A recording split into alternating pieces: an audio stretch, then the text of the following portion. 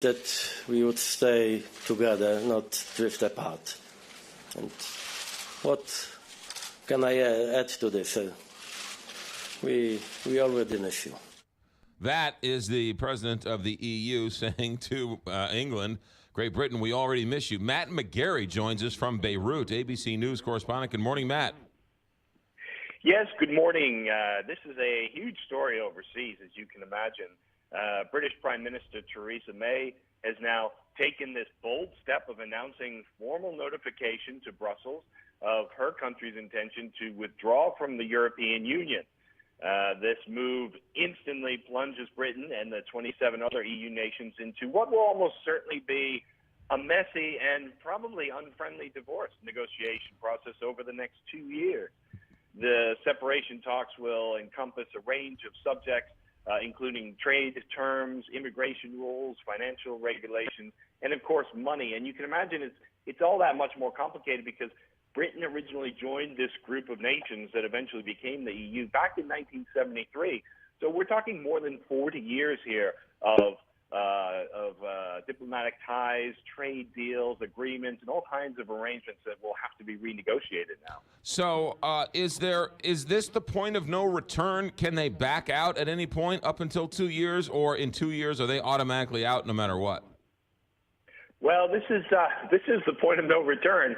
I suppose anything could happen, but legally, this submission of what's called Article 50, according to the EU treaty, is the formal announcement that you want to leave. This is sort of metaphorically sitting down with your spouse and saying, I want a divorce.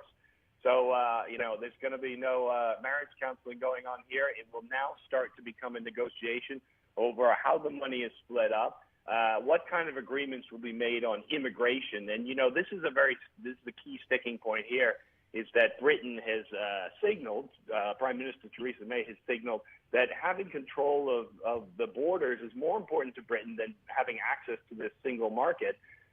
Yet you're talking about 1.2 million Britons who are living in Europe and about 3 times that many living in Britain right now. So they're going to have to come up with some agreement.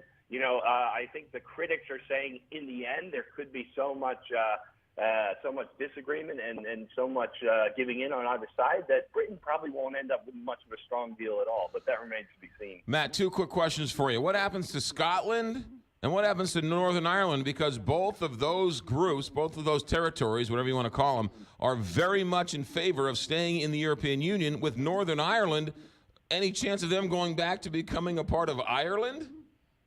Yeah, well, that's a good question as well. England and Wales both had majority votes in the referendum to leave the European Union, although, mind you, that majority was only very slim.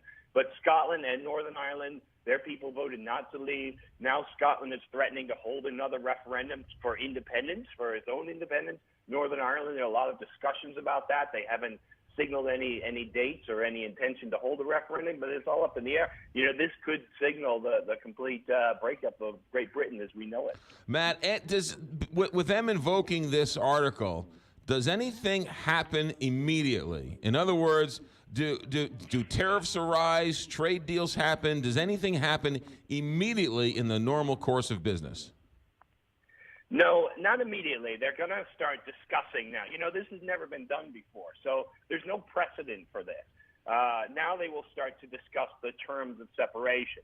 And I think Britain will find that it's going to be very difficult to get many favorable terms because Brussels is concerned that other European nations will look at Britain. If they see that Britain's got a good deal, they pulled out of the European Union, meaning that they don't have to contribute financially, yet they still get favorable access to the trade partnership and other terms, then they're worried other European nations will do the same. So it's in Brussels' interest to make it very difficult for Britain. And, of course, it's in Britain's interest to get the best deal possible. So it's going to be a very long and convoluted process. We're hearing in America that there's a bit of a buyer's remorse in that if they were to take this vote again, the people of Great Britain would vote to stay in the European Union. Is there any evidence of that happening?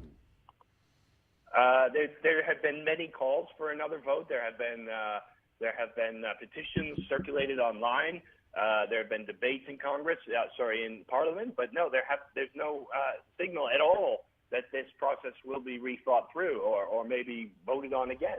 You know, it's very interesting. In America, if you want to make a constitutional change, an amendment, it requires so many, you know, for 3/4 majority of agreement in Congress. It requires Supreme Court to rule on it. It requires, you know, people to vote in majority. It's a long, long process. In Britain, all they did was they had one vote. A lot of people claimed afterward that they didn't really understand the question. They said that they were just lodging a protest vote. They didn't think it meant that they'd actually be leaving Europe. But the fact of the truth is that more than 50% of the people voted to leave. So that's what's happening. Matt McGarry, ABC News correspondent through the magic of radio, live in Beirut, following this story for us. Matt, thanks for checking in. Thank you. Really interesting stuff. Just fascinating. 625.